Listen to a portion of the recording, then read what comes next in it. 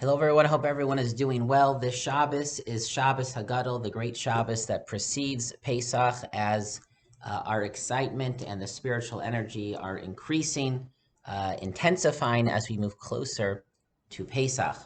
The Shabbos is Shabbos HaGadol. I'll give the annual Shabbos HaGadol drasha immediately after davening.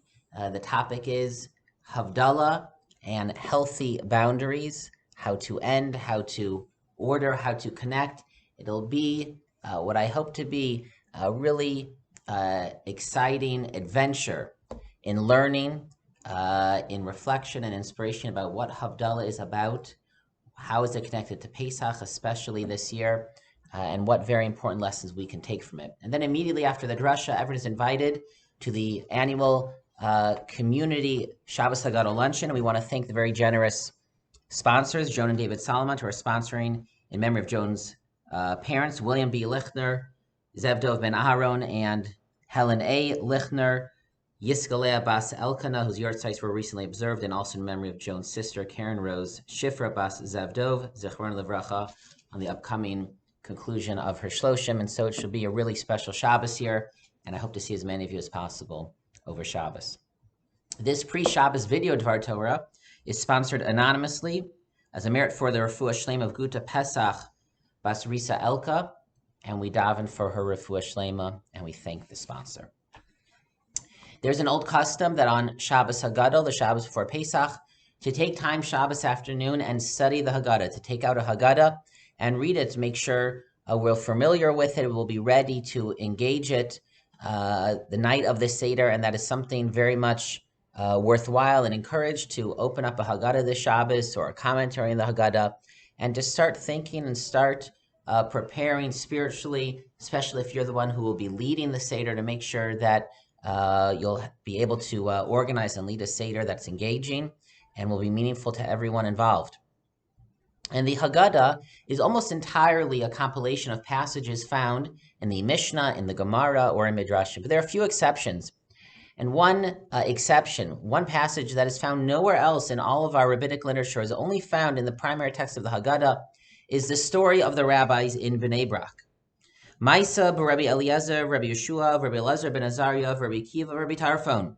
And once these five great sages of the greatest of the Mishnah were spending the Seder night together, Shai Mesubim b'Bnei Brak, they were reclining, eating together, sitting with one another in Bnei Brak, Vayumasaprim b'Yetzias Mitzrayim kol oso halayla, and they were discussing and learning and talking about Yetzias Mitzrayim, delving into it the entire night, literally.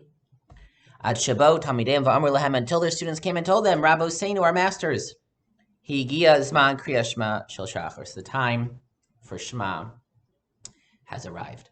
On the most basic level, this story is meant to illustrate what we say right before in the Haggadah. One, there's no maximum. The more you discuss, the more you talk, the more you study, the more you think about Yetzias Mitzrayim, the better. And additionally, that afilu kulanu chachamim, the mitzvah is, even if we were all wise, even though these sages had already studied this and knew all the basic facts, but for them too, it's a mitzvah to delve into it, to engage it, to think about it, to ask questions and answer them, and try to think of new insights. And they were so engaged, they didn't even realize that the entire night had passed. But perhaps there's another message beneath the surface in this little mini story, so that it wouldn't just be enough to say, the more you tell, the better, that even if we are wise, we should study. There's actually something deeper and more subtle that is hard to capture in directives, but easier in a story. The story begins with these five sages. And at that point, we don't see anyone else. No one else seems to be present. It's a gathering of the sages, a gathering of a generation, of an older generation. That means they were reclining, they were settled in, they were comfortable and sort of locked in right where they were, engaged in that circle. And what were they doing? They were Mesaper and B'Tzias Mitzrayim, as they were supposed to be. They were talking about the Exodus, about Egypt, about the miracles, about being slaves, about being freed. And they were talking about it the entire night. So much so, they didn't even realize it was the next morning. Now, on the one hand, that's a great praise, that they were so engaged, so engrossed, they didn't realize it was the morning. But perhaps perhaps there is also a subtle criticism. For after all, it was the morning. It was the time to say Shema. There was a mitzvah to do. And if it was left up to them, they would have missed it, or at least would have missed the first moment, the ideal time to say it. Ad Shabo Talmideim, until their students came in. Suddenly in the story, there are students.